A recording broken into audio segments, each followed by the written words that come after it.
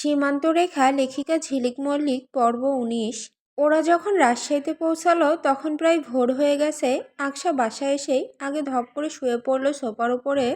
তবে মেজবা সৈনী আগে ওয়াশরুমে ঢুকে গিয়েছে ফ্রেশ হওয়ার জন্য। আকশা বসার ঘরে ঘুমে ঢুলছিল। হঠাৎ ওদের শোবার ঘর থেকে মেজবার ডাক শুনে ধরফর করে উঠে বসলো। দ্রুত উঠে ঘরে গিয়ে দেখলো মেজবা গোসল সেরে এসেছে।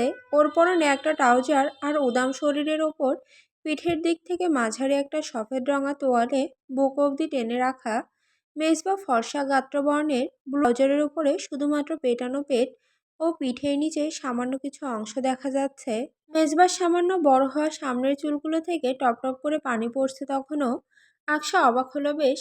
শীতের শেষ সময়কাল হলেও রাতের দিকে বেশ ভালোই ঠান্ডা পড়ছে ইদানিং।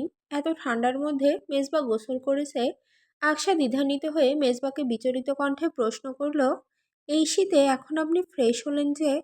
আকশার প্রশ্নের জবাবে মেজবা তৎক্ষণাৎ কিছু বলল না। আচানক নিজের দিকে মেজবাকে এগোতে দেখে বিচলিত হলো আকশা। বুকের ধুকপুকানি বেড়ে গেল ওর। না চাইতেও পেছাতে শুরু করলো। মেজবা যত এগোচ্ছে আকশা তার দ্বিগুণ বেশি পিছিয়ে গেল। শেষমেশ ওর শরীর ঠেকল পেছনের রেডিং টেবিলের সাথে। সেখানে মিশে যেতেই ঢোক গেলে মেজবার মুখের দিকে তাকালো আকশা। মেজবার রাগটা এখনো পড়েনি, মেজাজ শান্ত হয়নি। গাড়িতে থাকাকালীন তো একটা কথাও বলেনি, প্রচণ্ড গম্ভীর হয়েছিল। বেশ স্পিডের সাথে গাড়ি ড্রাইভ করছিল। আকশা এর মাঝে গাড়িতে ঘুমিয়ে গিয়েছিল। এ কারণে তখন আর মেজবার সাথে কথা বলতে পারেনি। মেজবার চোখ নাকের ডগা লাল হয়ে আছে এখনো। একদৃষ্টিতে তাকিয়ে আছে আকশার দিকে। এক হাত এগিয়ে আকশার কাঁধে ঝোলানো ওড়নার উপরে রেখেছে। মুখের অভিব্যক্তি শত চেষ্টা করেও বুঝতে পারল না আকশা। পুনরায় ঢোক গিলে বলল, কি করছেন মেজবা? প্রশ্নটা করা মাত্র আকশার ওড়না একটানে শরীর থেকে খুলে পেছনে ফ্লোরের উপরে ছুঁড়ে ফেলল মেজবা। আকশা আতঙ্কিত হয়ে ফ্লোরে পড়ে থাকা ওড়নার দিকে তাকালো।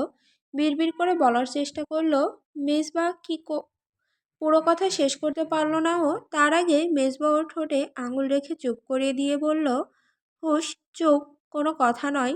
আমি যা বলছি মনোযোগ দিয়ে শোনো। এখনই ওয়াশরুমে গিয়ে ফ্রেশ হয়ে নেবে। এখন কেন? আকশা চরম অবাক হয়ে প্রশ্ন করতেই মেজবা কেমন অদ্ভুতভাবে হেসে বলল, আমার স্ত্রীকে অন্য পুরুষ ছুঁয়েছে আকশা। তোমার শরীরে সেই স্পর্শ এখনো লেগে আছে। আমি চাই না আমার স্ত্রীর শরীরে এই স্পর্শ আর এক মুহূর্ত লেগে থাকুক। বিলিভ মি, টলারেট করতে পারবো না। ভাবলেই মাথা গরম হয়ে যাচ্ছে আমার। মনে হচ্ছে ওই জানোয়ারটাকে গিয়ে মেরে ফেলি। মেজবা, শান্ত হন প্লিজ। ওর হাতের বাহু শক্তভাবে চেপে ধরে আকুল কণ্ঠে কথাটা বলতেই মেজবা আকশার মুখের দিকে তাকিয়ে শান্ত হলো। শীতল চোখে তাকিয়ে থেকে কিঞ্চিত হেসে বলল, এখনই গিয়ে ফ্রেশ হবে ওকে? ওই জানোয়ার যেখানে যেখানে ছুঁয়েছে সেই প্রতিটা জায়গায় বডি ওয়াশ দিয়ে ভালোভাবে পরিষ্কার করবে। হেল্প লাগলে বলতে পারো, আমি আসবো। না না, আপনার হেল্প লাগবে না, আমি একাই পারবো। অস্থিরতার সহিত কথাটা বলেই আকশা দৌড়ে ড্রয়ার থেকে জামা কাপড় বের করে নিয়ে ওয়াশরুমে ঢুকে গেল। মেজবা ওর ওই অস্থিরতা দেখে মৃদু হাসল। আকশার শ্বশুরবাড়ির সবাই পরদিন সকাল 11টার মধ্যে ফিরলেন। আকশার শাশুড়ি ফিরেই আগে ছেলের ঘরে আসলেন।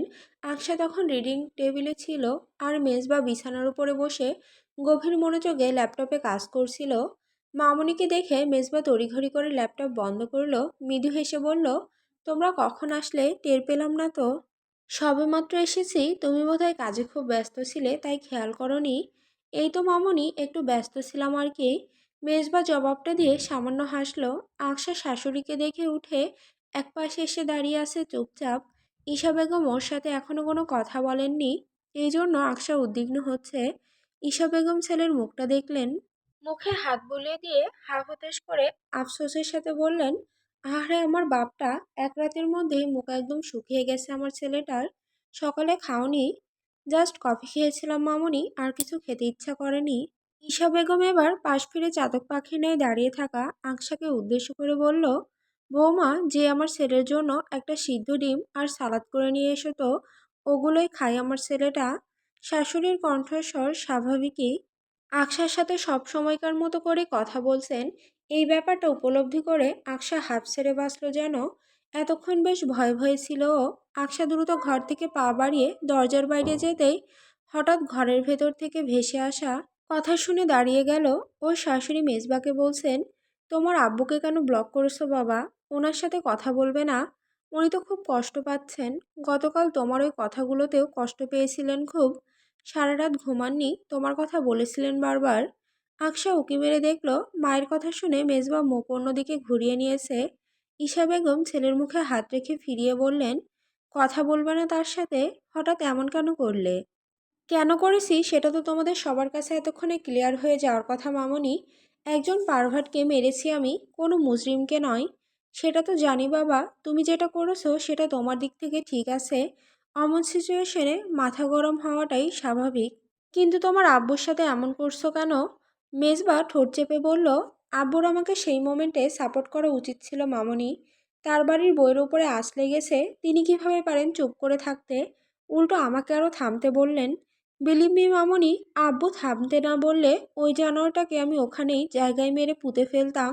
তাতে আমার জেল হাজত যাবজ্জীবন যা হওয়ার হয়ে যেত।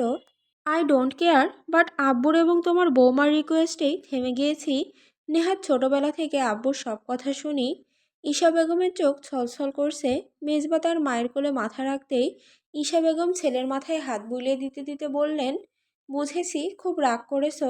তোমার আব্বু তো আত্মীয় বাড়ি বলেই পরিস্থিতি শান্ত করতে তোমাকে থেমে যেতে বলেছিলেন, তবে তার উপর বেশিক্ষণ রাগ করে থেকো না। জানো তো, তিনি তোমার সাথে কথা না বলে থাকতে পারেন না, তার খুব কষ্ট হয়। আর তুমি সামান্য কিছু হলেই তার সাথে কথা বলা বন্ধ করে দাও। এটা ঠিক নয় বাবা, এমন আর করবে না, বুঝেছো? জি মামনি। মেজবা মৃদু আওয়াজে কথাটা বলে সায় জানালো। ঈশা বেগম হঠাৎ প্রশ্ন করলেন, বৌমাকে খুব ভালোবাসো তাই না? আচানক প্রশ্নটা শোনা মাত্র তড়িৎ গতিতে মেজবা মায়ের কোল থেকে উঠে বসলো। বিচলিত দেখাচ্ছে ওকে। মায়ের কৌতূহলী মুখের দিকে তাকিয়ে মেজবা স্বাভাবিক মুখ করে বলল, খিদে পেয়েছে মামনি, তোমার বৌমাকে রান্নার দায়িত্ব দিতে গেলে কেন? কাজে গাফিলতি দেখছো তো? খিদে পেয়েছে তোমার? দাঁড়াও আমি যাচ্ছি। ছেলের খিদের কথা শুনে ঈশা বেগম দ্রুত উঠে দাঁড়ালেন। আকশা এতক্ষণে ঠাঁই দাঁড়িয়েছিল দরজার কোণে। শাশুড়িকে উঠতে দেখে নিঃশব্দে দৌড় দিল রান্নাঘরের দিকে। আমি আজই চট্টগ্রামে ফিরছি আব্বু। আজই? ছেলের কথা শুনে অত্যন্ত বিস্ময়ের সাথে প্রশ্ন করলেন এহসানুল হক। মেজবা শান্ত গলায় জবাব দিল, জি, কিছু জরুরি কাজ পড়ে গেছে, রাতের গাড়িতে উঠব। জরুরি কাজের কথা শুনে কেউ আর কিছু বলতে পারল না। আকশা পাশের আর একটা সোফায় ওর শাশুড়ির পাশে বসে কুশি কাটার বুনন শিখছিল। ভরা আসরের মাঝে হঠাৎ মেজবার এই সিদ্ধান্তের কথা শুনে হাত থমকে গেল ওর। এক দৃষ্টিতে তাকিয়ে রইল মেজবার দিকে। মেজবা ওর আব্বুর দিক থেকে মুখ ফিরিয়ে সামনে তাকাতেই আকশার চোখে চোখ পড়ল ওর। আকশার চোখে প্রচণ্ড ব্যাকুলতা, যেটা সহজে সবাই ধরতে পারবে না। মেজবা বোধহয় বুঝতে পারল। ও এক পলক দেখে মুখ ঘুরিয়ে নিয়ে পুনরায় ওর মামনিকে বলল, আকশাকে আমার সাথে ক্যান্টনমেন্টে নিয়ে যাচ্ছি মামনি। অথরিটি থেকে ইমার্জেন্সি পারমিশন নিয়েছি। আপাতত তেমন কিছু প্রয়োজন নেই। শুধু ওকে ওর কিছু দরকারি জিনিসপত্র প্যাকিং করে নিতে বলবে। আকশা চমকালো, মেজবাকে ক্যান্টনমেন্টে নিয়ে যাবে হঠাৎ? আকশা হতবিহ্বল চাহনিতে তাকিয়ে রইল মেজবার দিকে। তবে মেজবার মুখ সে আগের মতোই গম্ভীর শান্ত। ওর মুখ দেখে কিছু বোঝা গেল না। আকশার শাশুড়ি ওকে তাড়া দিল ব্যাগপত্র গুছিয়ে নেওয়ার জন্য। এখন বিকাল 3টে বাজে, রাত 8টার মধ্যে বেরিয়ে পড়তে হবে ওদের। আকশা বিছানায় রাখা লাগেজের উপরে বসে অজস্র কথা ভাবছে। মেজবা ওকে হঠাৎ ক্যান্টনমেন্টে নিয়ে যাবে কেন? আগে তো কিছু বলেনি। এটা কি হঠাৎ করা পরিকল্পনা? কিন্তু কেন? আকশা কিছুই বুঝে উঠতে পারছে না। মেজবা বাইরে বন্ধুদের সাথে দেখা করতে বেরিয়েছে বিকালে।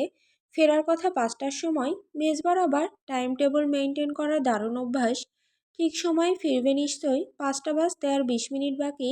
আকশা উঠে লাগেজটা সোজা করে রাখলো পালঙ্কের একপাশে। হঠাৎ বিছানার উপরে পড়ে থাকা ওর ফোনটা কর্কশ শব্দে বেজে উঠল। আকশা দ্রুত ফোনটা টেনে এনে দেখল সেই ব্যক্তির ফোন কল। ঘরের দরজা ভেজানো আছে। এই ঘরে এখন কেউ আসবে না। আশেপাশে একবার অবলোকন করে আকশা কল রিসিভ করলো। আজ ওর মন বড্ড ফুরফুরে। তাই কল রিসিভ করেই আগে একটা লম্বা সালাম দিয়ে হেসে জিজ্ঞাসা করলো, কেমন আছেন? ফোনের ওপাশের ব্যক্তি জবাব দিয়ে পাল্টা হাকিকাত জিজ্ঞাসা করতেই আকশা মৃদু হেসে বলল, আমি তো খুব ভালো আছি। সামনে আরও ভালো থাকবো। কেন জানেন? কারণ আমার হাজবেন্ডের সাথে তার ক্যান্টনমেন্টে যাচ্ছি। সেখানে গিয়ে নিশ্চিন্তে আপনার সাথে কথা বলতে পারবো। কোনো দ্বিধা আতঙ্ক থাকবে না আর। লোকের সন্দেহের ভয়ে জড়ো হতে হবে না। এটা খুব বিশ্রী ব্যাপার জানেন তো। আমাকে কেউ সন্দেহ করুক এটা আমার ভালো লাগে না। হ্যাঁ, ওখানে গেলে ভালোই হবে। আমার হাজবেন্ড তো সবসময় ক্যান্টনমেন্টে থাকবে না, ফ্রি থাকবো অল টাইম। যখন খুশি কল দিতে পারবেন, আমাকে পাবেন। তো তোমাকে আর কতভাবে পাওয়া যাবে? আচানক পেছন থেকে পরিচিত গলার আওয়াজ পাওয়া মাত্র আকশা চমকে চকিতে ঘাড় ঘুরিয়ে তাকিয়ে দেখলো মেজবাবুকে হাত গুজে দাঁড়িয়ে আছে। মেজবার মুখের ওপরে গিয়ে দৃষ্টি আটকালো আকশার। গতকাল রাতে লোকটার সেই রাগী চাহনি, রক্তলাল চোখ, নাগের টগা লাল ও কপালের শিরা ফুলে যাওয়া দেখেছিল।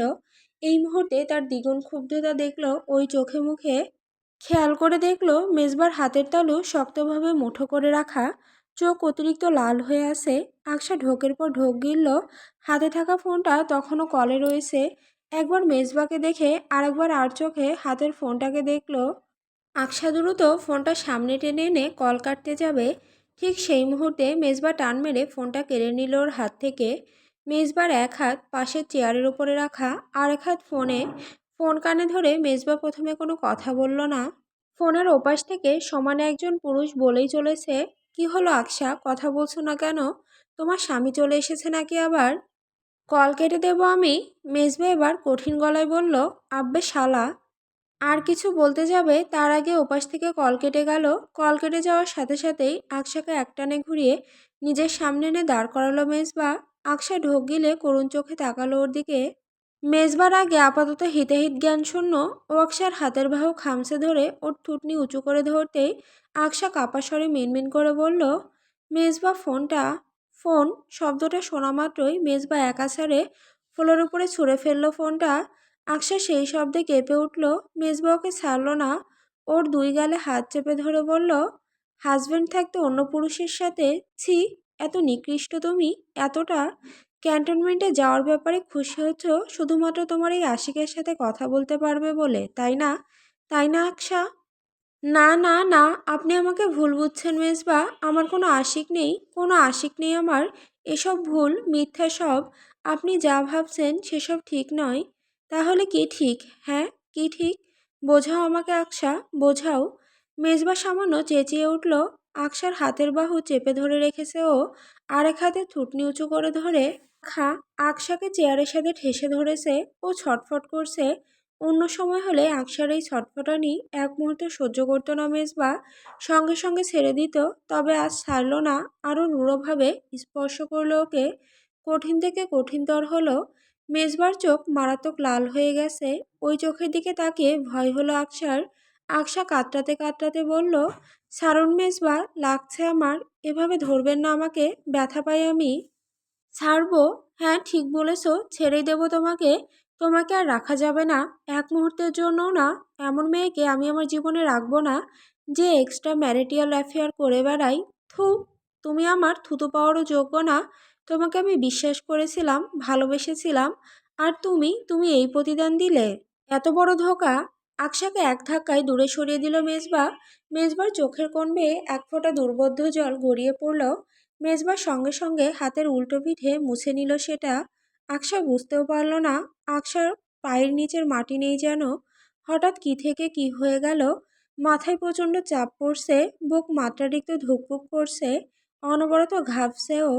আকশা এগিয়ে এসে মেজবার হাতের বাহু ধরে কাঁদতে কাঁদতে ভাঙা গলায় বলল, আমি এসব কিছু করিনি মেজবা, আমি এমন মেয়ে নই, আপনাকে ধোকা দেইনি আমি। আব্বে চুপ, আর কোনো কথা শুনতে চাই না আমি। আকশা হাত ছিটকে সরিয়ে দিয়ে এগিয়ে গেল মেজবা। আকশাকে দেওয়ালের সাথে ঠেসে চেপে ধরে দাঁতে দাঁত পিষে বলল, এই তোর সাথে আমার কিসের শত্রুতা? হ্যাঁ বল, কিসের শত্রুতা? নাকি তুই আমার উপর কোনো এক্সপেরিমেন্ট করছিস? কোনটা? দেখতে চাইছিস যে একজন ভদ্র পরিবারের ছেলের ধৈর্যের বাঁধ কতটুকু, সর্বোচ্চ আঘাত পেলে কেমন আচরণ করে, সেটা দেখতে চাইছিস তুই? তুই আমাকে আর কোনোভাবে হার্ট করতে বাকি রাখিসনি, অলরেডি সবভাবে করে ফেলেছিস। শুধু এটাই বাকি ছিল, এটুকু করে ফেললি। এই যে তাকিয়ে দেখ, এই যে এখানটায় আঘাত লাগে বুঝলি, আঘাত করতে করতে আর কিছু বাকি রাখিসনি এখানে। তোর মতো হার্টলেস আর ক্যারেক্টারলেস মেয়ে এটা বুঝবেও না। তোকে তোর এত ভুলের পরেও ক্ষমা করে দিলাম, কখনো অসম্মান করিনি, কোনোভাবে তোর অসম্মান হতে দিইনি। তারপরও তুই তুই দেখিয়ে দিলি 5 বছর আগে সে আকশার কোনো পরিবর্তন ঘটেনি, সে আগের মতোই স্বার্থপর আর নিকৃষ্ট রয়ে গেছে। মেজবার চিৎকার চেঁচামেচি করে কথাগুলো বলতে বলতে পুনরায় চোখ লাল হয়ে গেল। চোয়াল শক্ত হয়ে গেছে ওর।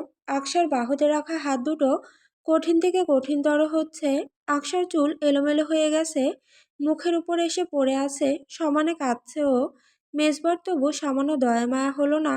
ও দাঁতে দাঁত চেপে বলল, আজকের পর থেকে তোর আমার কোনো সম্পর্ক আর থাকলো না।